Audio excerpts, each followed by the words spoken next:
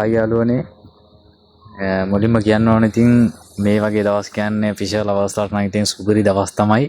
මොකද මේ වගේ මඩුවෙක් අහු වෙනවා කියන්නේ ඉතින් ලේසි පාසු දෙයක් නෙවෙයි.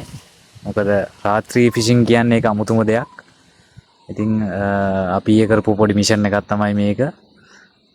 ඉතින් අපිට හම්බුණා සුපිරි මඩුවේ කිලෝ 2ක් විතර වගේ වෙන. ඉතින් මේ විදිහට තමයි අපි ආව ගත්තේ.